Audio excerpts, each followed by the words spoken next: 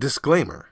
We are two regular guys who love to talk Bone Thugs and Harmony. We do not represent Bone Thugs or any Bone affiliate. We are also not Bone Thugs experts. The views and information you hear in this podcast may be based on personal opinion.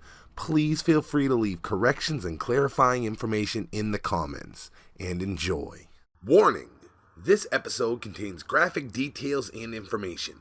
Some of the names and events have been censored to protect the identity of the parties involved. Parental discretion is advised.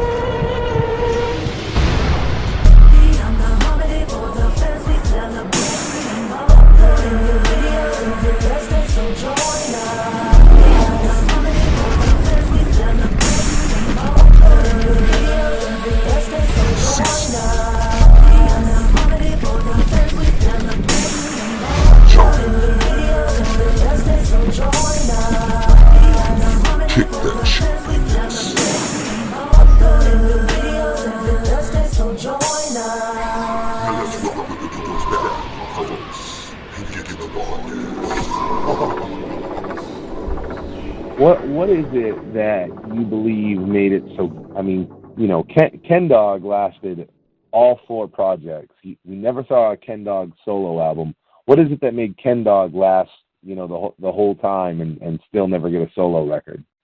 Well, that's easy. Ken Dog was cool. That was their boy. You know, they was cool. Ken Dog always been cool with Lazy. You know what I'm saying? Yeah, you know, Ken. That's like Eazy-E and BG Knockout. You know what I'm saying? Every time you saw Eazy-E, you saw BG Knockout. You know what I mean? That's the same relationship Lazy Bone had with Ken Dog. Do you think there were there plans for Ken Dog to get a solo album that just didn't come to play, or was Ken Dog never really like in the focus like that to give him a solo record? I thought he was going to get a solo album, but like I say, everything turned around once we got on with Mo Thugs. You know, all the friendships turned sour. You know, everybody wasn't even really cool with each other no more, so you don't even know really what the plan was no more. You know what I'm saying? But personally, I thought Kid Dog was going to get a solo album, but no, he never did. Yeah. So I want to talk a little bit more about, I guess, leaving the company. What brought you guys there? It sounds like a money issue. We hear that a lot. That unfortunately the money wasn't right. And I would say it's probably even worse in the situation for Too True or Poetic Hustlers, who not only were part of the compilation, but you guys also produce, solo records. And I'll say, as a Bone fan, and I think a lot of Bone fans will tell you this, those two records are highly revered, Too True and Poetic Hustlers in the Bone world. And it's always like the question of, hey, why the fuck didn't we get more of this? Why didn't we get, that Soulja Boy record? Why didn't we get that second Too True? I mean, is it just the bottom line? Was it money? People wanted to get paid and people didn't get paid? I mean, what was it that lost us? Because after Mo Thugs 2, people really, that's kind of considered the heyday, the end is Mo Thugs 2. Mo Thugs 3 and 4 are not revered by the fans the way the first two are. Well, you got to remember, too, it was a relationship going on with all these artists. You know what I'm saying? Everybody was friends. They was cool with each other. You know what I'm saying? So when you got that type of collaborating with each other, you make the music. You know what I'm saying? But when the relationships break down, when everybody ain't cool like they was, when it becomes business, the music becomes business, and now you don't have no groups no more. You know what I'm saying? People couldn't trust each other. It wasn't about money. Money was part of it, but it wasn't solely about money. No, it was just, when people fell out with each other, it wasn't cool. People weren't cool no more. You know what I mean? And you can't be the only one with money. When you're dealing with people in the street, anything, if you're the only one eating and everybody else starving, eventually people gonna start looking at your plate. You know what I mean? And that's what was happening, man. You had a bunch of artists that was doing tours, multiple tours, not one tour, but multiple tours. And when they come home, they had to catch the bus. People wasn't eating. There wasn't no checks paid. Then when we signed the contract, you thinking you're going to get paid from the contract, but once you got that initial $25,000, which if you split between three people, that's $8,333. How long is that going to last? You know what I'm saying? And we talk about years. We ain't talk about a month or 2 months. We talk about years of recording, years of going out of town. So, because people couldn't do it no more. And that was like I said, that was when Mo Thugs, it stopped being Mo Thugs. The good music stopped being good music. You know what I'm saying? Bone always made good music because they was always Bone. It was just them four. But when you come down to talk about both the artists, that was just a label. They wasn't eating. You know what I mean? After Mo Thugs 2, we also saw Crazy Bone, Wishbone. They didn't deal with Mo Thugs again either. But Crazy Bone ran Mo Thugs though. I don't know what the perception of with the fans, but Crazy Bone was like one of the head leaders of Mo Thugs. He was silent, but Crazy Bone was the one who made most of the decisions. Crazy Bone and Steve Lobel. Lazy Bone was a businessman, but Crazy Bone did all that, made like most of the decisions, and Steve Lobel. He ended up leaving though. Crazy ended up leaving Mo Thugs. He didn't appear on the third one. He ended up making Thug Line. What do you think the reason was that we saw even Lazy was the only one left? Well, Mo Thug crumbled. You know what I'm saying? So once Mo Thug crumbled, Crazy Bone started Thug Line. Yeah.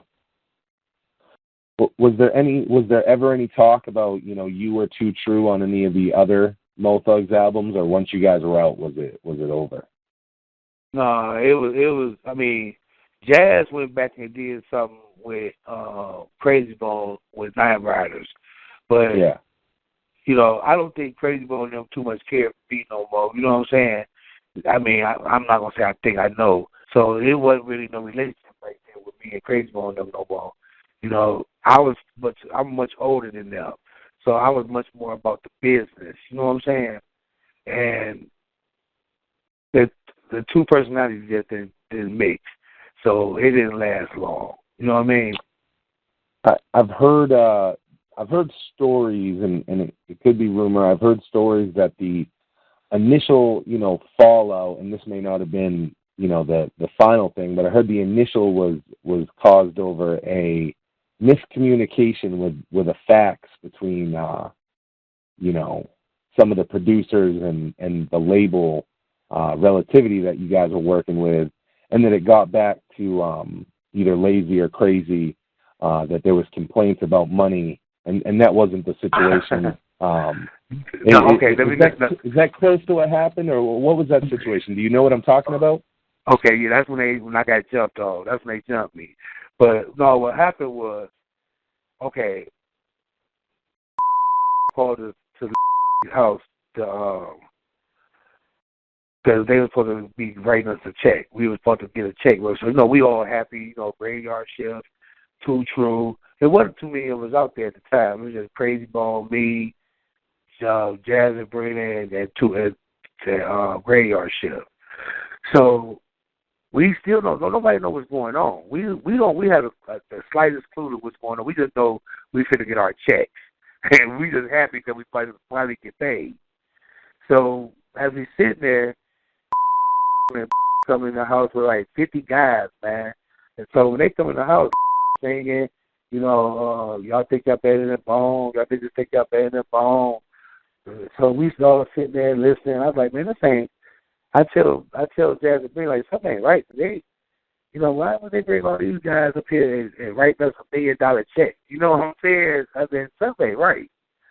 So, start the meeting up, and when they start the meeting up, they say, somebody going to Relativity, telling Relativity that we not getting paid. They not getting paid. So I'm sitting there listening, shaking my head, nodding my head. And he said, then why you nod your head? Nigga, we heard it's you. I said, what? I said, man, what you mean I heard it's me? I don't even know Relativity's number. I don't know none of these guys' number, none of that. But anyway, so they get the flipping on me, then wings on me, and then next you know I got 50 bodyguards tackling me to the ground. So to this day, I just found out like 2 months ago what actually happened. Now this is 20-something years ago. I just found out 2 months what actually happened. CeeLo Bell, I guess, told Lazy Bone now that I called Relativity and complained about not getting paid. But Romeo said that he the one who made that phone call. And he said that CeeLo Bell told he made the phone call because he was with him. They was both sitting right there when he made the phone call. But the CeeLo Bell going to tell Lazy that I made the phone call because me and CeeLo Bell didn't see eye to eye. So they went off of that, and that's what happened between, that's how that happened. Didn't nobody make no phone call. The only person who made a phone call was Romeo. Romeo called Relativity and told Relativity that most of the artists wasn't getting paid. But Relativity thought that most of the artists was getting paid. Yeah, Romeo, and of course, Romeo told the truth. Romeo told the truth, but CeeLo Bell lied to Lazy Bone now and told him that it was me that made the phone call. And I never made the phone call. And of course, it would make sense for Romeo to call. Huh? I was going to say, of course, it would make sense for Romeo to call. He didn't have the same deal as you guys. He got kind of paid by Relativity. So if he wasn't getting paid, he'd be searching to get his check cut. Actually, Romeo got paid more than me. I didn't get paid nothing. I never got paid. I got paid zero. For all three albums, I made zero. I made $0. Wow. And I mean, and I don't want to get into the specifics on it or anything, but I mean, there must have been a dollar figure that when you signed on that you were promised to be making. Yeah. Well, see, what happened was they didn't want to sign me as a producer, so they signed me as an artist with Too True. That's why you see the pictures with B and Too True, because they made me part of the group. I didn't do that. Bone did that. Okay. So that way I wouldn't get paid as a producer. I get paid as an artist. So did that leave? That must have left the three of you trying to split the pot three ways instead of just them trying to break it. But it sounds like there was never a pot to break up. Actually, it was never a pot to break up. But I did start to tell Lazy, hey man, when I'm gonna start getting paid for production? Because I'm doing, I'm recording like 30 songs with Mo Thugs, and I ain't get paid a quarter. So, the relationship did start getting strained on because of the money issue. But I never had time. I mean, I wish I was smart enough to call Relativity, because at least Romeo did get paid. But no, I never got paid. I never made that phone call. Romeo just recently told me this story, like not even a month ago. He just told me the actual story, and it brought some relief to me because I didn't know actually whatever happened. Because me and Lazy was real close. We was real close at one time, but after that, it was no more relationship with me and Bone. You know what I mean? I think that thing that made Romeo's situation, unique was that he ended up passing on signing that, the actual Mo Thug deal. So he never actually signed his Mo Thug deal and ended up just being outsourced for all that work. Well, you got to understand, Romeo was from the outside, so he came in on business. See, I was from the inside. You know, we was all friends. You know, we all made a pact with each other. You know what I'm saying? The first one to get on, come and put everybody on. That you know. So I never in a million years thought that they would have done that. You know what I'm saying? But you know, business is wicked, man, and you can't put everything on friendship. And you know, he promised me this and promised me that. You know, if it ain't about contracts and if it ain't about attorneys, it ain't about no business. You know what I mean? Bobby Jones, who you also worked on Faces of Death. He'd been around a very long time. He worked on Bobby Jones been around since the beginning. Right. Did he also? I mean, was he signed on as a producer, or do you know if he got signed on as an artist? Were you guys in a similar situation? We was in a similar situation, but he never signed on as an artist either, because when Bobby Jones came, Bobby Jones was coming to do R&B. You know, he was supposed to be working on Trey. Yeah. So once, Bobby Jones saw what was going on, Bobby Jones did the smart thing, and he went and did other things. You know what I'm saying? He didn't limit himself to Mo Thugs. Yeah, very successful. That was a very smart move on Bobby Jones. You know, he didn't limit himself. Like, I limit myself. I made myself exclusive. Well, actually, the contract made me exclusive to Mo Thugs. But Bobby Jones wasn't exclusive. So once he got to California, he could fly. When I got to California, I was like a caged bird. You know what I mean? Right. Well, was there ever a situation that collectively or even individually, any of the Mo Thugs have thought or gone to court over this situation and the loss of funds or not getting paid? I mean, you mean did we all go to court? Yeah, we went to court. Yeah, we went to court. We won our lawsuit and all that, but we still never got paid. I mean, nobody never get paid still. Because Mo Thugs, is technically bankrupt. There's nothing to pay. Yes. Yeah, it was nothing to get paid for. You know what I'm saying? But, now, man, I don't think nobody even think about it no more, because it's been so many years now, man. I think it's been over 20 years now. So, we don't even think about it no more. We just look at it like, that was an experience. You know what I mean?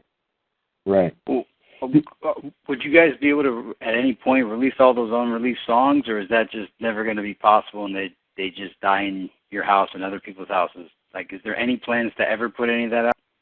I actually got a lot of the stuff sitting in my garage right now. You know what I mean? On ADATs. But, a lot of the groups, they too much not, to me, I think Soulja Boy, I think Mohart, he's still doing something. But a lot of artists just don't have any interest in it no more. You know what I mean? I still got a lot of stuff sitting in my garage right now. And if they wanted to release it, I would gladly give it to them. You know what I mean? But ain't nobody really never talked about doing no more music. You know what I mean? I think that kind of took a lot out of everybody. You know what I mean?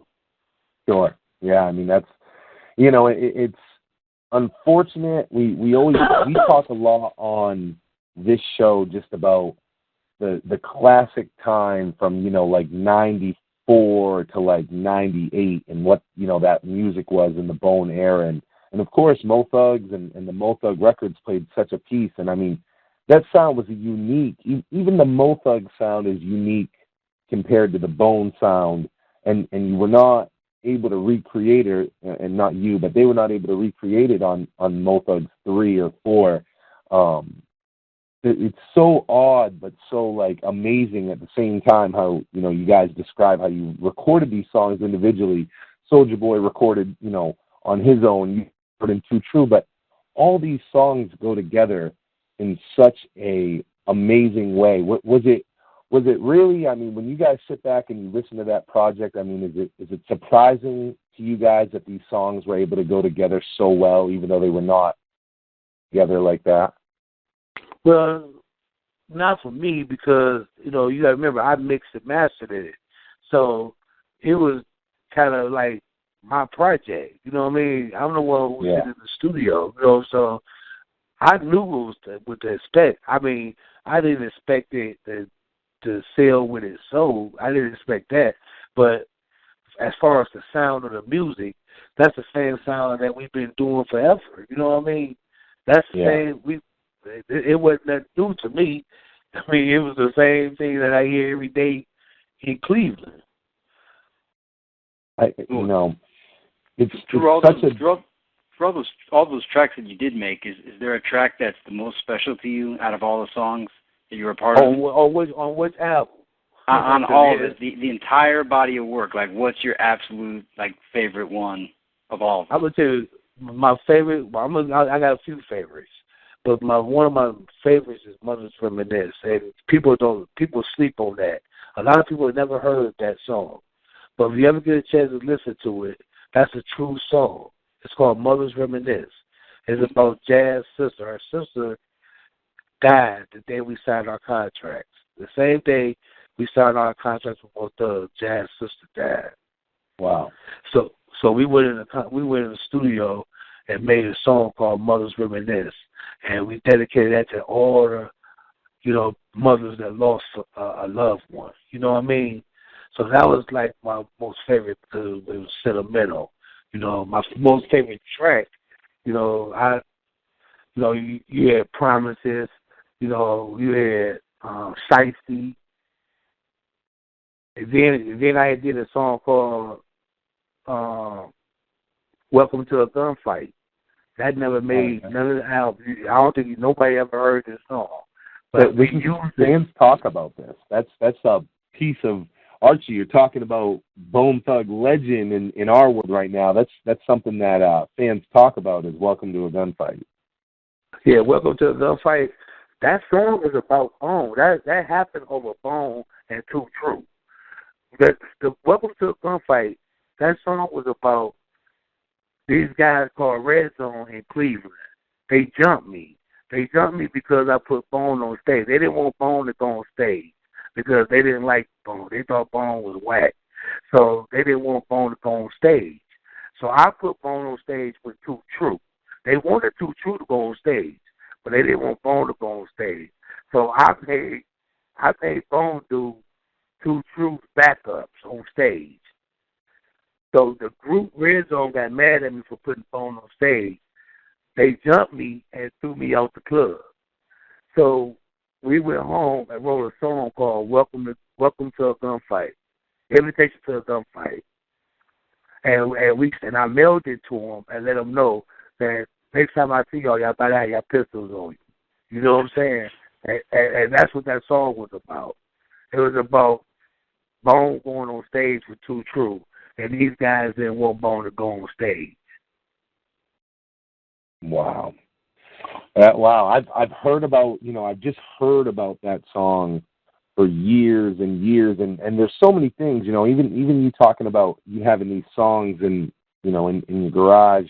I can tell you from a fan's perspective, and I think, John would agree with me. I don't think there's anything more that old school fans like myself would want than to find out that there's just, a album of unreleased Mo Thug stuff from that era, coming out. I mean, that's something that fans talk about all the time. Because again, that time frame that you did it in is a classic time. I mean, it can't be remade. It doesn't matter how good the music is or became. There was something very special about that time, especially when you think about the lineup: Poetic Hustlers, Too True, Soulja Boy, Graveyard Shift, Ken Dog. That lineup is unbelievable. We've seen in the past small reunions with different Mo Thugs. I've even seen that Too True looked like you guys were going to have a little reunion and a new album.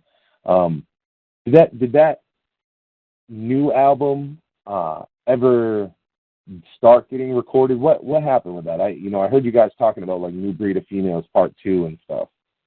Yeah, we got, man, listen, Too True, got at least 200, 300 songs recorded. You know, they got so much music in there. I mean, they just died a day and they do the Tupac and drop an album every other weekend. That's how much music Tupac got. Unreleased. You know, jazz still recording in the studio, Brenner's still recording. I mean, they ain't gonna never stop recording. You know, but I don't think you'll ever get the Mo Thug sound because all the artists that actually created that Mo Thug sound, they actually ain't around no more. So like with Graveyard Shift, Tombstone made Graveyard Shift. You know, Tombstone and Sin, without them two together, man, it ain't no Graveyard Shift. You know what I'm saying? I mean, you could have an album by Sin, you could still look at Sin, still raw, but when you talk about Graveyard Shift, you know, Graveyard Shift was a collective. You know what I'm saying? Just like with Bone, man. Bone will never be Bone without all of them. You know what I'm saying? I mean, you could listen to two of them rap. They could do two solo artists albums, but they'd never be nothing without all four of them. Without Busy, Lazy, Crazy, and Wish, it wouldn't be a Bone. You know what I'm saying? And that's how it is with Mo Thugs. You know, you got to have some guys that recorded that first Mo Thugs album that was home. You know, they was ready to do this. But say, can you replicate their sound? I don't think so. You will never get the Mo Thug 1 or 2 again. Never. I noticed that. Go ahead. Go ahead. I was going to say, I noticed that when you talk about Bone, I've heard you say a couple times before them, and you just listed them off, and I keep hearing Flesh omitted from that. Was he kind of more considered a Mo Thug at that time, or how come you kind of keep leaving Flesh out of that? Well, no, Flesh was Mo Thug. Flesh was Mo Thug, but Bone, you know, see, I'm old school. I'm gonna go from when I met him. When I met him, Flesh wasn't Bone. When I met him, it was Busy, Wish, Lazy, and Crazy. That was Bone Enterprise. You know what I'm saying? So, you know, for the people that just heard Bone Thugs and Harmony and just don't know the history of Bone Enterprise, that's when Flesh come in. You know. Yeah. But Flesh, you know, actually, you know, that's Steve's brother. So Flesh was granted in the club because of the deal he made with them. You know what I'm saying? You know, if it wasn't for Flesh, they would have never got to California to even try to look for a deal in the first place. You know what I'm saying? Yeah, because of course the story goes that he was out there. He had actually gone to California and he was out there and he had been working and he was on a basketball scholarship. And he knew Ronnie DeVoe. You ever heard of Ronnie DeVoe? Yeah. Bill DeVoe? Bill DeVoe. Bill DeVoe? Yeah. So Flesh knew Ronnie DeVoe. And from what I'm understanding, Ronnie DeVoe, Flesh was trying to get Ronnie DeVoe to sign Bone. But Ronnie DeVoe told Flesh that, you know, to get him out there, let him hear him. So when they got out there to let Ronnie DeVoe hear him, Ronnie DeVoe didn't want to fuck with him. Something came up where he was like, I can't do it, and that left Bone stranded. Wow. So once they was out there, they couldn't get on with nobody. They were stuck in California. Wow. I don't think I've ever heard I've heard the basketball thing about Flesh, you know, before. Right. That he was doing and that's how Flesh met with Ronnie, you know. But, you know, as Steve told me this, Steve, you know, he said that they tried to holler at Easy. You know, I think Crazy Bus was rap for Easy over the phone or something. So Easy told him to come to Cleveland. Easy just by incident was coming to Cleveland to do a show at the Cotton Club. So he told them, if y'all come to the Cotton Club, I'll listen to y'all. But they had to get back to California now. So Diego sent some tickets to get them back to Cleveland. And it was three of them. It was Lazy, Crazy, and Busy. So he had to get all three of them back to Cleveland. So when he got them back to Cleveland, the rest is history. You know what I'm saying? Yeah. Diego Black is always credited among people for helping Bone a lot, but it's odd because you don't hear his name come up, I would say, commercially when talking about the story. But anytime somebody talks about the story behind them, he's credited heavy with even the link between Eazy-E and Bone. So, but Diego got played too, because Diego was the liaison between all of us. If it wasn't for Diego, I would have met Eazy. Bone would have met Eazy. Well, nobody met Eazy if it wasn't for Diego. But Diego, Kermit had a lot of ties with the music industry. You know what I'm saying? And Diego worked for Kermit. So, but Diego did the footwork. Kermit was just behind the scenes man. So Diego is the one who plugged everything up. He's the one who introduced me to Eazy. That's who introduced me to Eazy-E. Wow. Yeah, he's credited heavy, man. I'm happy to hear you come on and hear somebody else give Diego his props, and he's very successful still to this day. I see him on Twitter, and he's still doing a lot today. So I haven't seen Diego in years, man. Like I said, after that Mo Thug stuff came about, all relationships went left. But Diego was a good guy, man. He was a young guy. He had a lot of energy. I thought he was gonna make it. You know what I mean? But once people get on, man, it's gonna tell them how that door gonna swing open. You know what I mean? Sometimes people bring people with them. Sometimes they leave people behind. You know what I mean? Yeah, you're still in Cleveland. I know that there's other Mo Thugs in Cleveland. Guys like K Chill are still in Cleveland. Do you ever cross paths with any of these other acts that you used to work with? Of course. Oh yeah. I see 350 all the time. You ever heard of 350 from the Face Mob? Yeah. Okay, that was my first female artist. I see her all the time. I see K Chill every blue moon. I run across K Chill. I don't see Kermit no more. I don't see Diego no more. All the graveyard shifts. I be a CN, still talk all the time. Too True, I talk to them every day. Tony Tone, he a preacher now.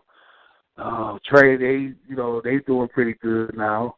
I stay in touch with everybody. I'm going to ask you go ahead, John. I was just curious about, it just dawned on me, how did Flesh get so good at rapping without all the Bone Enterprise practice, right? Because we saw Bone Enterprise practice on that album, but then Flesh comes on the Creeping on a Come Up album, and it sounds like he had been rapping his whole life. Did you record Flesh back in the day prior to Too True at all? Or did anybody record Flesh? Like, how did Flesh get his start? The only time I ever recorded Flesh was on Two Hits and Pass on my album, on the Two Real Female album. That's the only time I ever recorded Flesh. And when he came with that style that he came with, it was so crazy. We had to try to figure it out. You know what I'm saying? That was one of our hardest recording sessions ever. But once we finished with it, it came out perfect. You know what I mean? We had to do a lot of studio work on it, though. Yeah, I think fans want to know about that. Like, what was that Two Hits and Pass recording session like? Because that verse by Flesh is so crazy. Like, what was that? That was like one of the funnest sessions. Man, everybody was two hitting their pass. Oh, that makes sense. And they was recording. We recorded it as we was doing it. You know what I mean? So it was like coming off the top of people. All the graphics here was actually coming off the top of their heads. Wow. Flesh rap last. That's why his was the most influenced. And we kind of reversed a little bit here and there. I mean, we just Flesh. The way Flesh recorded it is the way it sounded. You know what I'm saying? Wow. It sounded crazy, right? It does. And And it sounded crazy when he was recording it. Wow. Yeah. Fans love that verse because, I mean, it's, like you said, it's fucking crazy the way it comes across and the way it sounds. And the Two True album, I mean, I was gonna say the Two True album. You know, I mean, it had Flesh. You know, of course, you guys had No Thug features. Ken Dog's on there a couple times. You know, Tombstone. I know that. You know, Jazz and Bring that both said they really liked working with Graveyard Shift and Tombstone.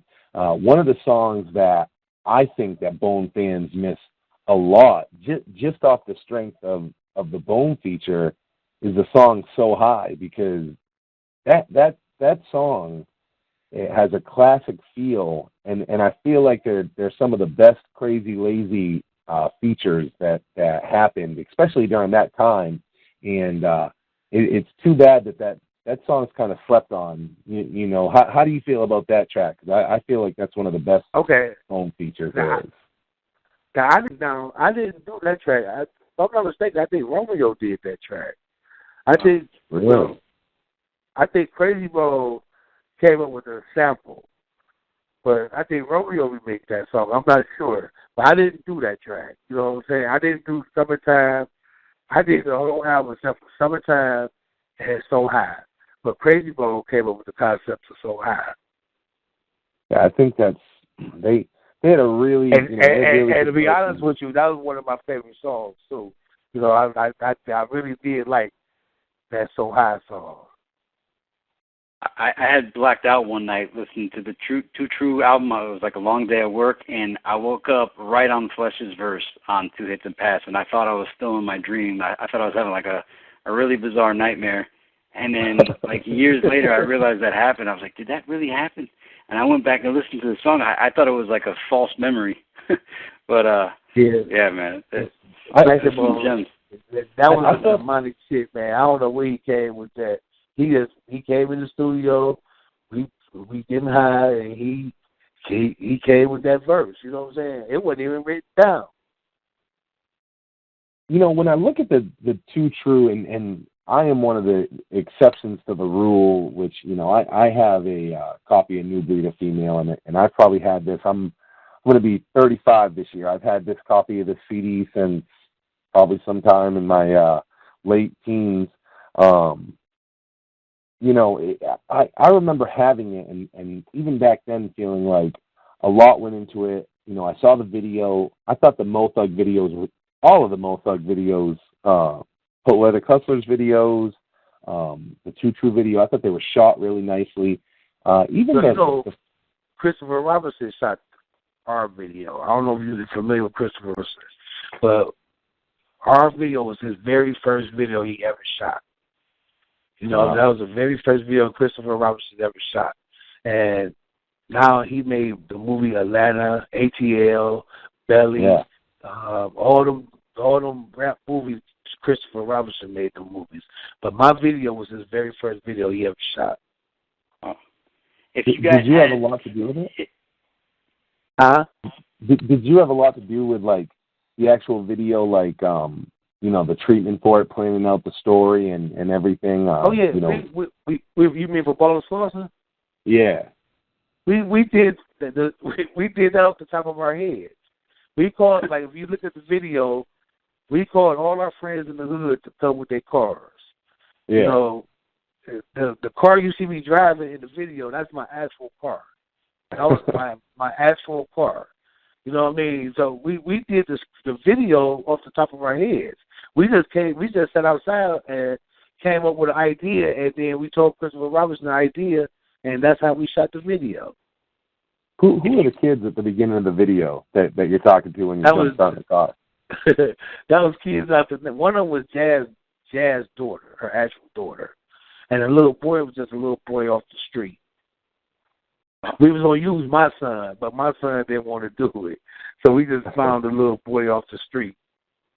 If you guys would have filmed the video for Are You Ready, would you have done the same thing, just kind of freestyled it, or do you think you would have planned it out? And what would that video have looked like?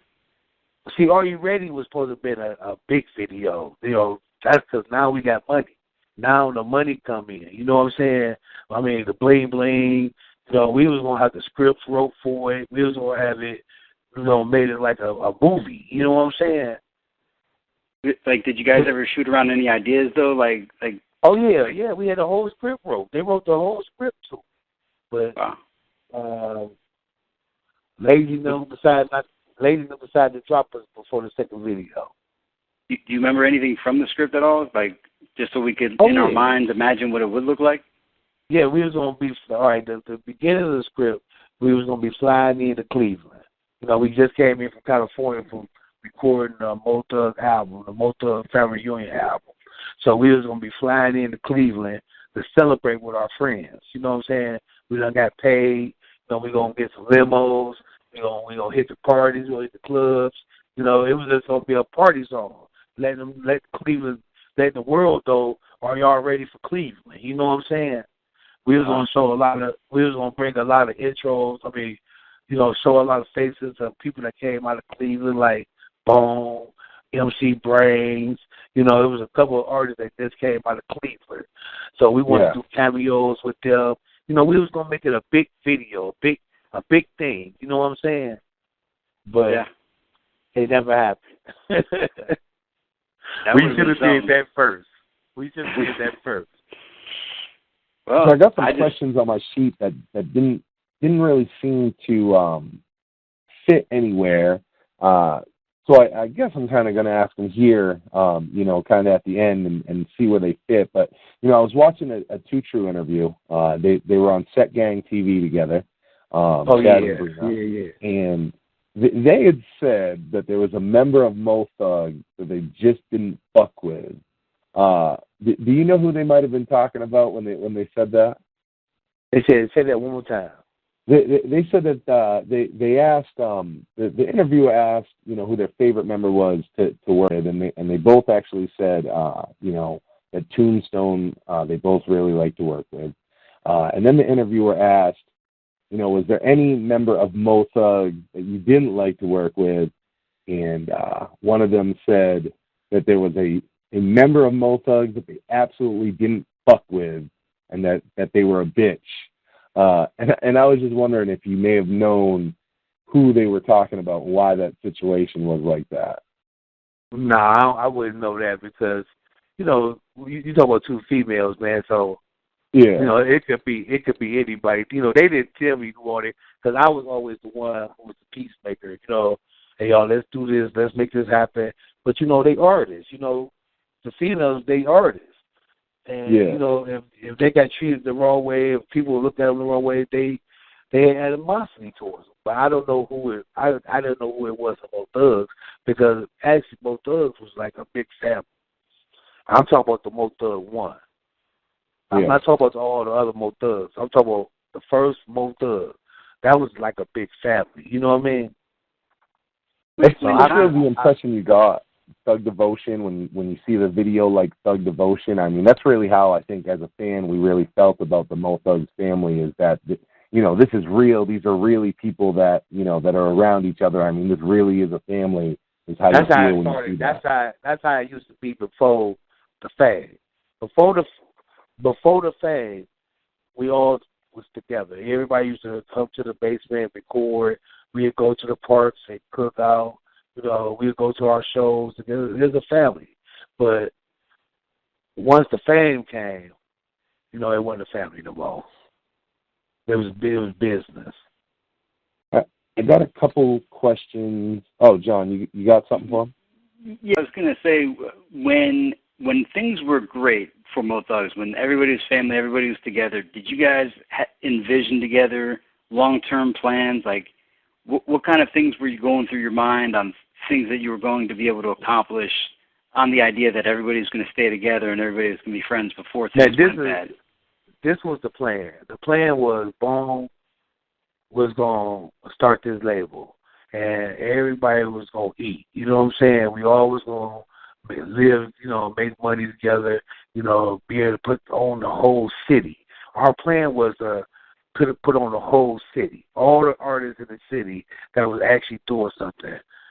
Our plan was to put them on, but that never happened. You know what I'm saying? Mm-hmm. That plan never came through. Like the first initial Mo Thugs that you saw, that was just the first wave. It was supposed to be a lot of different artists coming out of Cleveland, but it never happened. So the vision was to build a Ruthless Records in Cleveland, but only make it better. You know what I'm saying? Instead of having just NWA as an artist, you was gonna have Two True, you was gonna have Poetic Hustlers, you was gonna have Graveyard Shift, you was gonna have Trey, you was gonna have, every kind of genre of music was gonna come from Mo Thug Records. You know what I mean? Makes sense. Yeah. A question that I've kind of always wanted to ask anybody connected to Mo Thugs, and I'll tell you, I talk about asking this question a lot, and I've never asked anybody this question, and I mean it with the most respect, and I've decided to ask you because your retelling of the story has just been really good, and I think that you'll be able to give the most perspective. So, I've heard from just listening to interviews and even doing, the interviews that we've done, there's obviously a lot of feelings towards Bone. And a lot of it, of course, is around money, handling of the business, handling of the label. And, sometimes I hear, real bad things, about Bone.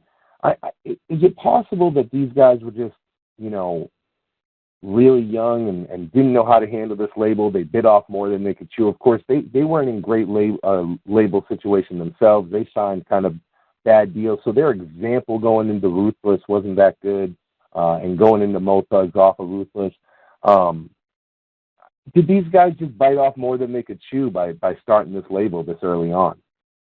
No, I don't think they bit off more than they could chew. I think they wasn't expecting the snakes that was sitting waiting on them. See, when you're dealing with money, you got a lot of snakes hidden out there waiting to get to that money. You know what I mean? And when Easy died, that left Bone open. That left Bone open to everybody that wanted to come into their camp and try to manipulate them. You know what I mean? When Bone first started, when Steve first started Mo Thugs, I think his intentions was honest. I think he really had a vision on really making this happen. But when you got them snakes coming in, and what I mean by snakes, I'm talking like Steve LaBelle, people that's coming in, telling them, man, y'all don't need this guy, y'all don't need this guy, y'all could do this without him, y'all could do it without him. They're giving them all the wrong information. That's when most of them turned. You know what I'm saying? That's when it wasn't a family group no more. You know what I mean? But I think in the beginning, Lazy Bone had good intentions. I don't think he bit off more than he could chew. I just think they wasn't aware of what was coming behind all that money, and they let them people influence them. You understand what I'm getting at? Lazy wasn't a bad guy, man. He wasn't a bad guy at all. Matter of fact, I still think he's a good dude, man. But, business decisions, money, that play a lot in when you deal with it. First of all, you got to look at these guys. They came from nothing. They used to even have a change of clothes. So you give them $1 million check, and you ain't got the right people in the ear saying, hey, man, you got to pay this person, you got to pay this person, you got to pay your attorneys, you got to pay the label. If you ain't got that type of person in your ear and you 17, 18 years old, what you going to do? You know what I'm saying? The first thing you going to do when you get that $1 million check, you going to go buy everything that you wanted. So by the time you finish buying everything you want, you don't have no more money to pay people. You know what I'm saying? And that's when Mo Thugs started going to the left, I think. I can't say for sure, but it was a difference. After we did that Mo Thugs 1 album, then after we started doing the 2 album, the relationships started changing. People didn't like, people was fighting each other, pulling guns on each other. I mean, everything started changing. So the label was crumbling during the first Mo Thug. You know what I'm saying? That's when the label started crumbling. You know what I mean? And then you had the Bone shit going on at the same time. They would be recording Art of War. Their relationship ain't the best. You know what I'm saying? So, it was kind of a fucked up feeling towards the end, man, because you didn't know how shit was going to turn out. You know what I mean? Everybody's mind going different ways. You know what I'm saying? The business crumbled, man. It wasn't no more business. You know what I'm saying? It wasn't no more business. It was just us recording and hoping that we're going to get paid. It was interesting to hear you refer to, the situations as like snakes. I remember in 2000, so, we're talking years after you guys are out of Mo Thugs now, and they dropped the Resurrection album, and on the song Can't Give It Up, Crazy Bone says, we was taken by the snake in the grass, and he ends the verse by saying, our family reunion turned into a family crisis. And he seems to share a lot of the same opinions that even, you guys as former Mo Thugs had. I've always thought it was interesting the contrast between how the Mo Thugs feel and how, even Crazy Bone seemed to feel about the Mo Thugs split up. Did you hear that song? Do you know the track I'm talking about? Yeah, I know exactly what you're talking about. I still listen to their music. But it was just, Mo Thug was fine when Lazy first started it. It was fine. It was beautiful. It was a beautiful thing.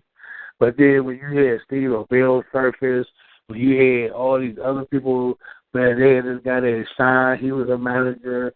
You had this girl named Lisa, she was a manager. Man, when all these different managers started coming in, man, he started stealing all the money, and the artist never wasn't getting $1, man. The artist wasn't getting $1, man. And that's when things started going wrong. I mean, because, you had these artists coming in from California, man, being gone for 4-5 months, and their houses is been 5 months without being paid rent. You know what I mean? And then they coming home to their families without $1. And you guys are all touring. I mean, I've heard that Mo Thugs toured, extensively with Bone. Man, you said poor? Yeah, when you guys were doing the tours, like didn't you guys tour during Art of War with Bone and stuff? Man, we did two tours. We did 2 tours, and we were supposed to get paid for the tours, but we never got paid for them. You know what I'm saying? For neither one. So I was hustling on the tour, so I was taking care of True because I was doing my thing. It was like I was on a block. You know what I'm saying? Now, were they taking care of like travel and accommodations for you guys, or did you even have to like get show to show and hotel to hotel on your own? No, the label took care of the hotels, and they gave us a per diem meal. We got a per diem every week of $200. We got paid $200 a week, but we did 58 cities. You guys were only getting the $200 a week, and that was it. You guys didn't see like a piece of merchandise or anything like that. Man, we didn't even get a pair of clothes. We didn't get nothing. Man, I had to pay by my girls' clothes out of my pocket. You know what I'm saying? Because they was washing their clothes out the sink. They was washing their clothes, tray. All them washing their clothes in the sink, and then the next show they put the same clothes on. Now, after Mo Thug, you've done now 3 albums with him, Archie. You leave Mo Thugs. I think I remember seeing after you left Mo Thugs that you opened your own studio in Cleveland. Is that right? Well, I always had my own studio. I had my own studio since 1989. The whole time. I always had a studio. I never went without a studio. Was the demand higher than ever? From beginning to the day, I always had my own studio. Was the demand higher than ever for local artists to want to work with you after you had left Mo Thugs and you were real accessible? No, actually it declined because everybody thought that I was ripping off the artists. Everybody thought I was the crook. You know what I'm saying? Everybody thought I got paid and took all the money and ran. But I never made one penny. I never made one penny. I never received a check from Mo Thugs. Never. I see all the time. Bone still comes back to Cleveland. I still see, you had mentioned Rob J. Rob J is still in Cleveland. He's active there. Bone is in Cleveland quite a bit. Any crossover between you and Bone since your fallout, or do you have contact with any of the Bone members at this point? Well, I just talked to Lazy like maybe a month or two ago, maybe 2 months ago. I finally got a chance to talk to Lazy after, let's say, about 4 or 5 years, 10 years or something. I finally got a chance to talk to him. And when I talked to him, I told him, thank you, man. I think he thought I was mad at him because we never got paid. But I was grateful, man, for the opportunity to see and do the things that I did, because I never thought that shit would never happen. You know what I mean? I never thought in a million years that we would have got that opportunity, them type of opportunities to do that anyway. So when I did talk to Lazy, I thanked him. I thanked him for the opportunity. You know what I'm saying? Because he didn't have to come back and get none of us. He could have just said fuck us all, but he didn't. You know what I'm saying? Yeah. Yeah. Yeah, No, I was upset about all the work I did, all the money I missed, but after years and years and years, man, of griping and being mad, eventually, man, you gotta let that shit go, man, and you gotta be thankful for what you did see. You know what I mean? When I saw Bone, they came back to Cleveland. I think it was on their 20-year reunion, John, that they did the reunion concert, and they had Ken Dog and Soulja Boy and stuff on stage. Were you around for that? At that point were you still far away from it? They don't reach out to me no more. They really don't reach out to Too True no more. Period. The girls or me. They still was reaching out to Ken Dog. And I don't know how Soulja Boy got part of that, but I saw he was a part of it. And more still be around them too. But no, they don't reach out to like Ken, me. They don't reach out to us no more. I haven't heard from them. Like I said, I heard from Lazy a couple months ago, but before that, I haven't heard from Lazy in 10, 15 years. Your conversation with Lazy Bone, I mean, do you feel like that left you, if you were to never speak to Lazy Bone again in your life, do you feel like that left you guys in a good place with each other? I don't know whether it left us in a good place with each other, but it left me in a good place. You know what I'm saying? Because I had a chance to get that off my chest. You know what I mean? Yeah, good. That's good, man. I'm glad to hear that. No one wants to walk with 20 years of weight on their shoulders. So, anytime you can get relief in any of that situation, it's great to hear. I appreciate you taking the time to tell us your story. Before I wrap up with you, I don't know if you're aware, there's a very active fan community online called the BTNH board, and we posted up that we were doing an interview with you and just asked if any of the fans had questions. So I'm just going to shoot a couple of those at you, and there's a variety. Okay, go ahead. One of them, and I love this one. I noticed this one just from paying attention to you. Dave Oswald wants to know, have you ever made it to Myrtle Beach for Bike Week? He said he knows that you're part of a club and that you ride a bike, and he wanted to know if you'd ever made it to Myrtle Beach. Oh yeah, look, my club is called Boogie Down, and we like one of the biggest clubs in the world. We got 25 chapters, and I'm the national vice president of the chapters. So we got chapters from Cleveland to Texas. So yes, I do go to Black Myrtle Beach a lot. I didn't go this year though, but I usually make it down there. Yeah, that's awesome. That's awesome. My dad has been in a club where I live for over 30 years. I always noticed when people are in clubs, and I noticed that you were, and I thought it was great. It's great to hear that you make it to Myrtle Beach. Matt Richmond wanted to know if we're ever going to see a new Too True and Archie project come out, and if we are, when that's going to happen. I mean, I think so. It just, you got to get people, people are still trying to get their lives together. So they're not really too much thinking about recording no more, but they still record. Like me and Jazz, we was in school together. We did some music education in school like a year ago. So we still talking about recording, and we got a lot of songs that we're going to release that never been heard before. I mean, we got, like I say, Too True got hundreds of songs that have never been heard before. So yes, they will hear another Too True project. A question Jerome Green had was, well, you guys were in Mo Thugs. Were you involved with any of the beefs that Bone had with Chicago artists? No, we didn't intertwine with each other. Bone kept everybody pretty much separate from each other.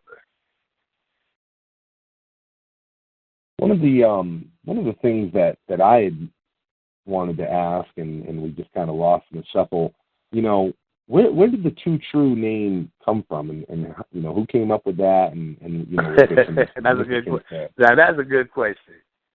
All right, Too True, actually Too True started with just Jazz. It was Jazz, but Jazz, she was just called Jazz. She wasn't called Too True, so she needed a partner.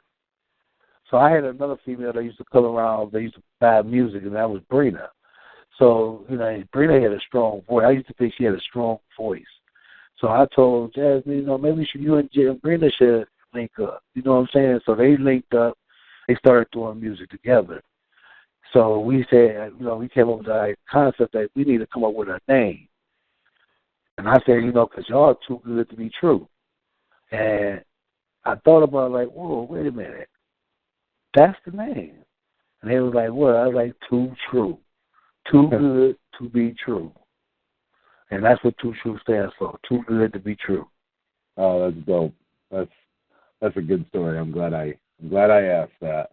I've always wondered where that came from. I thought that, to be honest, I always thought that name was just hard as fuck. I was like, that's a tough name, especially for, two females to have. Too True. I always thought that just kind of made them, pretty hard. Yeah, Master P tried to sue us for that name because we had the name True, but he couldn't sue us because I had the name first. I had the name since 1980, 80, I think it was 88, 89. So, wow. And, the way you had to prove it is you had to have music dating back that far, and I had music dating back that far that was copyrighted. I thought was there a No Limit Mo Thug tour? Did you guys ever cross over with them? With who? With No Limit? Yeah. We came together about that name, that true name. But yeah, but did you guys? I thought there was some sort of tour between Mo Thugs and No Limit. Did you guys ever do shows with them when you were with Mo Thug? No, we never did shows with them, but Lazy never did shows with them once they recorded their song together. Once Master P and Lazy recorded their song together, they did some shows together after that. But I never did a show with Master P. Too never did a show with Master P. On the song Ballers Flossing, does Jazz say Master P blowing up noise from that exhaust? Is she actually saying Master P, or am I misinterpreting the line? No, that's what she said. But she about how we bumping Master P music in our system, going, riding up the street. Makes sense. That's what I always thought she was saying. Okay, good. I'm glad to have that verified. Cause it just seemed kind of weird. I was like, Master P? No, okay. I guess they listen to Master P a lot, which I did too. So I thought that was kind of cool. I related to it. And, like Jam Master Jay, he was real cool. He really loved Too True. You know what I'm saying? And I was actually going to Harlem and record some tracks with Jam Master Jay when he died. I mean, I had a history of people dying on me. Well, and that the way that Jazz and Brina flowed off each other, how like each of the verses kind of blended, like it was almost like both of them. Like, was that your idea, their idea, and how it seemed like they had that mastered? That was from a producer stand. That, I used to like to hear different styles. So I would tell them, do a style like this. You know what I'm saying? Make it sound like y'all are one person, or we would just experiment with styles. You know what I'm saying? Like you would hear Too True rap one kind of way, then you would hear him rap another kind of way. That's because we was experiment with styles. We didn't want people to think that Too True was one dimensional. You know what I'm saying? And they could sing, right? Or one of them could sing? Oh yeah, Jazz could sing her ass off. She did that acapella, the opening acapella. Yes. Oh no, with that Too True acapella. No, yeah. that was. You ever heard of a group called Foot Tree? Yes. Yeah. Absolutely. We gave them a break off that song. Wow. Shit. That's awesome. Yeah. Wow. Okay. That's It's a lot of cool. it's a lot of story to tell, and it never gets told on an interview. It's a story, man. It's a beautiful story. It's a crazy story. It's a sad story, but it's a story. You know what I'm saying? Man, Mo Thug was a beautiful movie, man. I'm not going to even lie to you. I remember the first day even thinking about it, I cried because I couldn't believe that it was going to happen like this. But it was a beautiful movement. But when you let snakes in them gardens, man, they tear your shit up. You know what I'm saying? And that was a lesson I learned. It's a shame that things didn't work out because it was such a fun time. Just Mo Thugs, learning all you guys, meeting all you guys, like not in person but through your music, and then to just kind of like have it go away was just a shame. And if you listen to our music, you will see it's a story. The music is a story in itself. That's what all the Mo Thugs was about. It was a story. So if you actually sit back and listen to the music, especially the New Breed of Female album, it's a story. It's telling you a story. You know what I mean? You just got to listen to it. Listen to it from beginning to end. And you will hear the story. You'll hear the whole Mo Thug movement in that one album.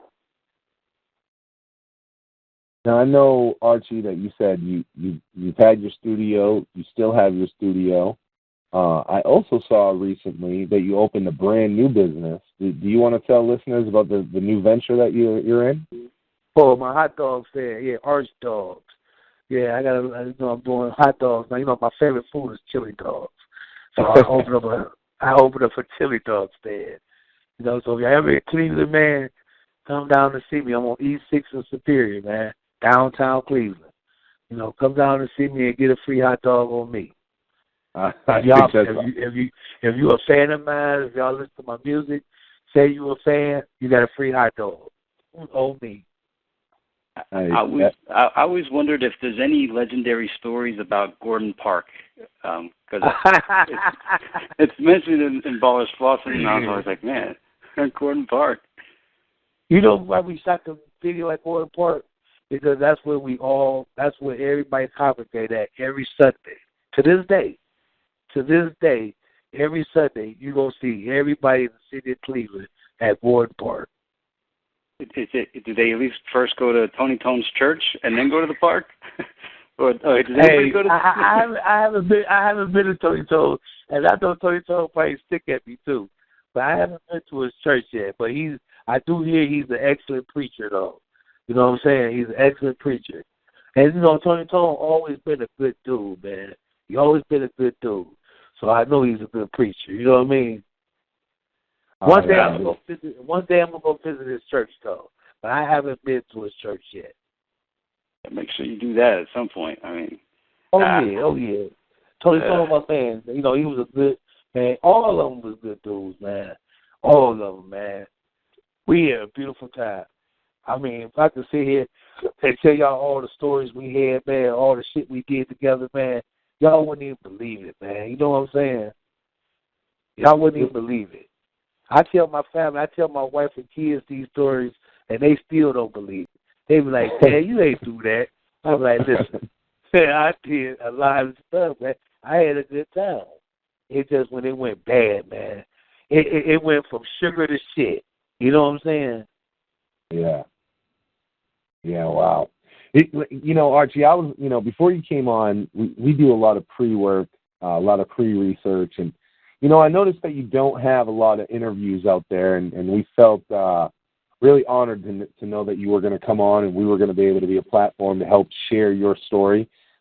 Is there anything that you want Bone fans to know? Is there anything that, off of this interview that you would want to leave them with as far as your legacy or the Too True or Mo Thug legacy that you just want to make sure that they know from your side? I mean, well, first of all, Bone, they was exceptional people, man. I saw it in them when they was kids, so they got a cult following. So I wouldn't say nothing bad about them, you know what I mean? Because fans don't understand the bad part; they only understand the good part, you know what I mean? But it was life is mixed with good and bad, you know what I'm saying? Yeah, I listen to Bone to this day, man. I like their music, you know what I mean? I didn't like the business, but I liked the music. But to me, Bone was one of the best groups I ever heard besides my own groups. You know what I'm saying? Actually, they was my group. and it was a blessing to work with them, man. It was really a blessing. You know what I'm saying? I mean, from the guys I met from day one to the guys they became today, I would have never believed it. You know what I'm saying? I would have never believed that it was that we would have saw this much. You know what I'm saying? But from doing that Bone stuff, name rings forever. Archie Blaine always gonna be associated with Bone. You know what I mean? Not just because of Mo Thug, but because of Bone itself. You know what I mean? So that was a privilege for me. You know what I mean? And I just hope people, when they listen to the story, they listen to it, with different perspectives. You know what I mean? It wasn't always all good. Sometimes it was bad. But that's how business go, right? I really want to thank you, man, for taking the time and being our guest. It's been really cool to hear your view. Like I said, we recently had Soulja Boy. We're going to be interviewing Bobby Jones coming up, and everyone always has a different piece of the story to tell. And I think Bobby Jones, man, he was a good dude too. I want to send mad shout outs to Bobby Jones, man, because he endured a lot also, but he came out on top. You know what I mean? I mean, actually, all the producers came out on top except for me, but that's the way the cookie crumbles. Yeah. I'm gonna say too. Yeah, I interviewed Romeo for fucking 9 hours. No shit. And Romeo had amazing things to say about you. He continuously told me that you were just the backbone of that sound, and just that we really couldn't have Bone if we wouldn't have had Archie. So, but both those guys, anytime I discuss you with them, they always have great things to say. And when you were saying Romeo was a good dude, man. Ever since I first met Romeo, he was a good dude, man. He was a pleasant guy. He wasn't boisterous. He didn't come in trying to take over shit. He was just played his role. You know what I'm saying? But he was a very talented dude, man. That was a very talented guy. Did any of you guys did you and Bobby produce any tracks together, or you and Romeo, or did you kind of all work individually? Well, Romeo told me matter of fact, there's another thing Romeo told me at the end, that he did a lot of guitar playing and stuff after the fact. You know what I'm saying? But I didn't know nothing about it, because that was something Crazy Bone did behind us. But, I would have loved to do something with Romeo and Bobby. We never collided on no tracks or nothing like that. But at that time, everybody was like crabs in a pot. You know what I'm saying? Yeah. And I was just as much as wrong as everybody else. because we was all just trying to get on. So I didn't want no help from Bobby. Bobby didn't want no help from me. Romeo didn't want no help from me. I didn't want no help from Romeo. So we was just trying to get on. You know what I'm saying? That's the way I saw it. Kind of made that competitive nature of who can be the best one and who can produce the, do it wasn't really about who was the best, because we never really had a chance to compete like that. It was just who gonna get paid. You know what I mean? I think it was more or less who gonna make some money. You know what I'm saying? Versus who was the best. But Romeo was, he was very talented, man. And Bobby Jones, man, was super. Man, Bobby Jones was excellent, especially on the R&B. You know what I mean? Yeah, and it's funny. I was just gonna rap with you, Archie, but you made me think when you just said the R&B with Bobby Jones. Something that I've always wondered is, it seemed like initially with Mo Thugs that Trey was gonna be the big push on Mo Thugs, yes. And I figured that came off the success of them opening the Crossroads video. Trey, the only problem with Trey was that I don't think Bone wanted nobody to produce Trey. Trey needed producers that was actually already out there. You understand what I'm saying? They needed real music. Like my kind of music wasn't for Trey, because my music was rap music. You know what I'm saying? They needed R&B. They needed something that was somebody that was gonna write songs for them and put good hooks on their music, and they didn't have that. And that's what happened with Trey. That's how they faded, because they should have been on top. I remember, in fact, Joe wanted Trey. Run DMC wanted to do something with Trey. It was a lot of people wanted to do something with Trey, but they never let them out to do that. You know what I mean? But Trey should have. And Trey didn't even make it to the second album. They should have had their own album. They had the look, they had the concept, everything. But again, we talk about the typical Mo Thug story. Yeah, because I was gonna say they didn't even make it to that second album. They kind of fell out before you guys even got to the family reunion. We stopped hearing anything from them. There was a lot of personal things going on. I mean, it affected them. You know what I'm saying? And I think they were highly revered from the Bone fans. Again, they opened the Crossroads video, biggest Bone Thugs video there is, and of course that opening scene in the church and Troy singing. They did Thug Devotion. They did Take Your Time. I mean, those girls, man, they did another thing, too. Ain't nobody have no managers. There was no managers allowed on the set. You know what I'm saying? Trey tried to get a manager, but, they had to get rid of their manager.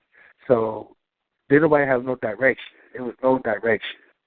The only person that had any kind of insight on anything was me, and they thought that I was the one trying to hurt them. You know what I'm saying? So they really kept me in the dark for everything. You know what I mean?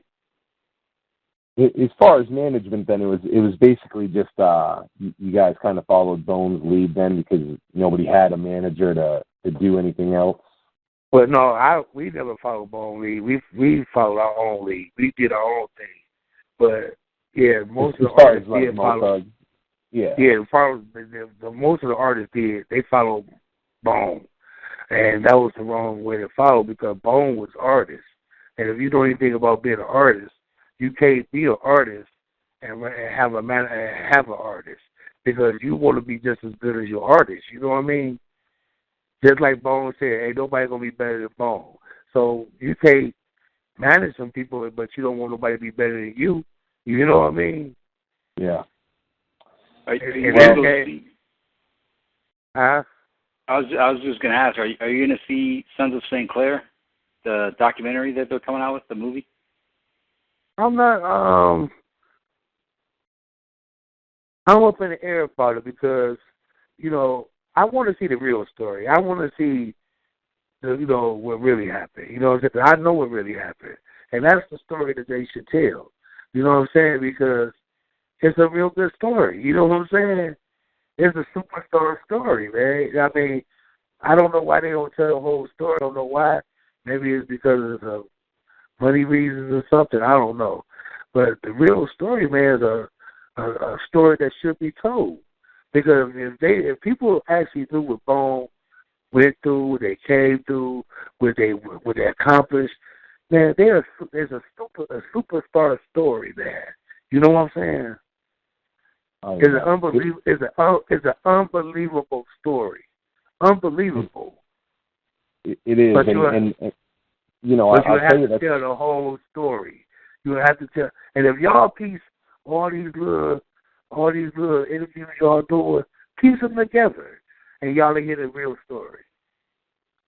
Yeah, exactly. I mean, that you hit the nail right on the head as to why we did this. You know, we are longtime fans. You know, John's been a fan since '94. I think I've been a fan since '95. And over the years, as you are personally invested in the music as a fan, and you see the changes in things like Mo Thugs and even the sound and even the group itself, it leaves you wanting to know more about it. And I will say that when you say, you know, the whole story needs to be told, it is true. You know, you don't get that good without the, you know, some of this bad, and the whole thing makes a story. And that's why we had to do this. We had to make sure that there was a platform so people like you were being heard, you know, Soulja Boy, Romeo, and you know, man, we interview even, we've had everyone on from the guy that drew the Grim Reaper on Faces of Death to, you know, right up to, you know, interviewing you. So we try to cover everything. I think we covered. But see, people think that we bitter. You know, like the fans, Bone fans, and all that. And I really want you to make sure you mention this. People think that we bitter. We're not bitter. I mean, most of us ain't bitter. You know, they live it. They living their lives now. You know, they was upset. They was, you know, disappointed. But ain't nobody bitter. You know, because at first there was an opportunity of a lifetime, and we did it. You know what I mean? But life goes on, man, and people live, and, you know, we got to keep living our lives. You know what I'm saying? I'm really excited about what they did in life. You know what I mean? But would I redo this again? Probably not. You know what I'm saying? I know I wouldn't do it again. You know, I wouldn't go this route no more. I learned my lesson. But I'm not bitter at all. You know, I appreciate what Bone did. I appreciate what Relativity did. You know, there's some things I didn't like about it, but that's life. You know what I'm saying? And everybody is beautiful, man. And, you know, Too True doing great. Boy Hustle doing great. Sin, he's still doing good. Trey, they really doing good. You know, everybody is living their lives again. You know what I'm saying? Archie, once again, man, I want to thank you for coming on and being our guest. I really hope, you know, we can have you on again. I feel like even in the 2 hours we had you on, that we still got a lot we can talk about. But I want to thank you for being our guest and sharing your story. Like I said, I didn't see that there was a lot of interviews out there with you, so I felt this was a rarity that we were able to get you in here. This is the first interview I did in 20-some years. Wow. Thank you very much, man. Thank you very much for selecting us and letting us be that platform. That means a lot to me. And I hope y'all, you know, appreciated the story, man, because what I told y'all was the truth. That was from how it went down. You know what I'm saying? Yeah. Yeah, man. KTL told y'all pretty much how it went. That was pretty accurate. You know what I'm saying? Soulja Boy pretty much told y'all. You know, like I say, when you get you a chance, listen to all the interviews, and then you'll hear the whole story. You know what I mean? Like Diego Black and all them names. You know, put them all together, and then you'll hear the real story. Yeah. And it's a beautiful story, man. You know, Bono, man, they surpassed what everybody thought, man. You know what I'm saying? They did the unthinkable. They did the unthinkable, man. And they're still here. 25 years, and they're still here. They're still and they touring. still here. They relevant. still doing their thing. It's beautiful, man. But I think they should tell the real story. I think they should tell, like that biopic and all that. That's cool, but they should tell a story. They should tell a story of how hard it was for them to get where they at. Then people might understand the story while how they messed up the money. They understand how all that went about. You don't want people to think they was crooks because I don't think it turned out to be like that. It's just circumstances. You know what I'm saying? And I'm not speaking up for them. I'm just speaking for what I know because I had time to sit back and look at it myself. I'm one of the victims, but I understand. You know what I'm saying? At peace with it. It sounds like you're a man at peace with this situation. Oh yeah, man. I'm beautiful right now, man. Like I said, I got a motorcycle club. I got my life going on, and I had a chance to witness, a legacy. I'm part of a legacy. And be part of it. Yeah, your name is for no matter what happens tomorrow. Your name will live on forever in a legacy that now continues. Their Bones kids are making music now, and they're continuing the legacy, and your name will live forever in this. Exactly. And if nothing else, if I ain't get nothing else out of the deal, I got that out of it. You know what I mean? Yes, sir. Archie, once again, I want to thank you for coming on and being our guest on Beyond the Harmony, my brother, and I hope you have a great I appreciate talking to y'all, and y'all have a good evening, too. Have a good one. Care, man. All right, peace. Johnny. I got pages and pages. My notepad. I ran out of pages on my notepad. Taking notes the whole time. First, I'm just gonna say, we're the guy's first fucking interview, bro. I am. Two Trues done interviews. I'm sure he's had opportunities to do these interviews. I'm humbled that he hasn't, made the choice to do an interview, and our platform means something to people, and I think you can tell that. And man, we just heard a fucking incredible story, bro.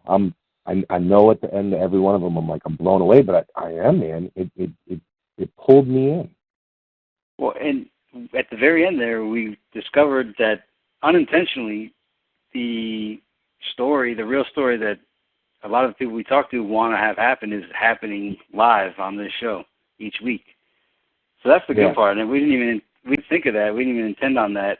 And it's funny because each time we've heard that, like that the real story needs to be told, in my mind, I'm like, yeah, it'd be really cool if it was like a Netflix multiple season thing about Bone Thugs and Mo Thugs.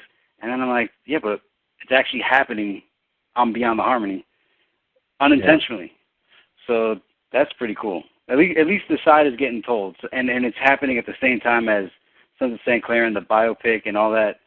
So it's good that at least this platform's there and that the stories are getting told in one way or another. It's not going to be a nice, glamorous movie, but at least it's here on Beyond the Harmony. It's happening in front of you guys. You guys are hearing it, and the support is amazing. We are, as of this recording, we are literally one subscriber short of 700 subscribers. I'll tell you guys, if you love this show, make sure you're sharing it. I can't tell you guys, for me and John as the host, how much a share helps us. Help get the word out. Help us make sure that this is big enough that we can fuel to keep doing this, because I don't want to just do one interview with Archie. I could interview that guy 3-4 fucking times, and we need the platform to support that, and that's where you guys come in. Make sure you're sharing our videos. Make sure you are letting people know, because it's only going to get better from here. You look at what we've done, and it's amazing. Soulja Boy, Romeo, K Chill, Archie Blaine, bro. You know, even interviews like Capone and Shutter Boy, I learned a lot from. Julio, it's only going to get better from here. Shout out Jason Bibb. Shout out Blaze. Shout out to Aaron Purnell. Aaron Purnell. There's been so many. I can't believe how many there's been already. And you know, and I'll say this too. A lot of times, you know, sometimes information comes out it's not always, you know, all the way positive. Sometimes it may be quasi-negative. But there's nothing that would ever stop me from being a Bone Thugs and Harmony fan for life. And I have, you know, friends and family members that, you know, sometimes there's things that happen I'm not fully happy about, but I don't stop loving them. And I'll never stop loving Bone. And I don't mind hearing any of this because I love all of Bone. And I remember this. There was I had a friend, and he took me out to meet his future wife, and I said to her, I said, hey, you know, everything right now is all fun and happy, but you got to make sure you love the dark side of my friend right here, because you're marrying both the good and the bad. So make sure you also love the bad.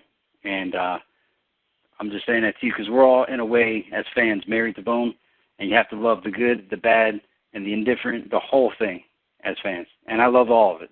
None of it bothers me. I love the whole motherfucking story. The whole story is important. Like John said, there's nothing that can be said that I'm gonna one day on an interview go, that's it, I'm not a Bone fan. I do these interviews because I'm a big Bone fan, and I'm a fucking nerd. I'm a Bone nerd, and I want to know, you know, all these little things that people may not think that even matter, are all the things that I want to know, and that's why we do it. And like, you know, some bad is going to come with that. You just can't have the good without the bad. So it's going to happen. But hey, every time we find out, you know, you find out some bad, but you find out some fucking really good shit that we didn't know too, bro. We find out some really good shit that we didn't know in every interview. And the bottom line is the miraculousness of it, that Bone got famous and came back and got their friends. Regardless of how it turned out, they actually did what everybody dreams of doing, which you and your friends, when you were kids, you always said to your friends, like, hey, man, if you ever make it, don't forget about us.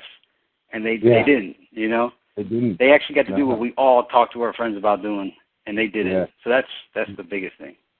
You're fucking right. You're fucking right. They definitely did, man. That is exactly it. They lived the dream and put all their friends on. Hey, before we wrap up, I want to do what we always do. Shout out the people making it happen. Of course, Feenics Ryzin, doing our theme, thugsandharmony.com, my boy Shane at bookofthugs.com, Bone Thugs NL, who is running his own giveaway on behalf of beyondtheharmony.com. I love this dude. He fucking makes a renegade giveaway. He's giving away a poster as soon as our Facebook, our Instagram, and our YouTube. So once all three platforms hit 1,000, once the last one hits 1,000, he's giving away this beautiful poster that he has of Bone Thugs, and he came up with that on his own just to help the channel. So shout out to Bone Thugs NL. Shout out to Loyal Bone Pins. Yeah, it's fucking awesome, bro. He's a great dude. And this channel is great too. So if you subscribe to us, make sure you jump over. Everybody I just listed actually is on the front of our YouTube page under BTH affiliates. Make sure you subscribe to them all. BTH board on Facebook, our group on Facebook. You know, you guys rock. Thank you for all the fucking questions and, you know, just helping us put together the Archie interview. I loved the question that we had about if he'd ever made it to Bike Week. So, you know, I didn't even think of that question, and that's why we need the fans, because that was a great question. Yeah, and again about the Bone Thugs NL, which, you know, we're a fan show of Bone Thugs, but I've been like a subscriber to Bone Thugs NL for years. So for that to happen, it's unreal. That's really, really cool, super cool. And so many notes that came out of this that I have to type this up before we even cover any of it. But that Belle Biv DeVoe part was really cool. We heard. Can you imagine if Bone would have gone out and instead of getting signed by Eazy-E, Bone would have got signed by Belle Biv DeVoe? Yeah. And I wonder if Dre Bone is in any way related to Bone. But when he was saying the Big Daddy Coalition. Yep. And I really like that name Floetry, and I remember hearing it back in the day, like the name Floetry. What a cool name! Like flow. People don't talk about. They gave the break, the Floetry. Yeah. And I think this week I'm definitely going to re-listen to Mother's Reminisce based on Archie's recommendation. I do remember the song, but now that it's funny, you could hear it a million times, and then once you hear the person that actually had a part in it influence you to listen to it again, it's going to mean a whole lot more now. So, and how about that Christopher Robinson doing Baller's Floss and doing all those cool movies that we knew about? Yeah. There's a lot going on. Another amazing interview by Beyond the Harmony. I just put up a post that we just finished up our interview. I see Mo Hart showing some love, so shout out to Mo Hart. Hopefully we have Mo Hart on here soon. Shout out to everybody that we've had. I think that's it, man. I'm good. I got a lot out of this tonight. I don't even think I need the big wrap up. I think I'm good. Yeah, same here. And I just want to say, like, this one had a different vibe. Like, I just enjoyed it. I was silent for most of the show because I was caught up in the storyline, and I was just grooving. It was just enjoyable to hear, and it just felt like a really good chapter. So I had a good time, and thanks to Archie Blaine for making it happen. Shout out to Archie Blaine. Too true. I am your host, Cecil West, with, of course, John Lippy. This was another episode of Thug Thursday, Beyond the Harmony. Feenics, Ryzin, bring us home. Beyond the harmony for the fans we celebrate. In the videos, every Thursday, so join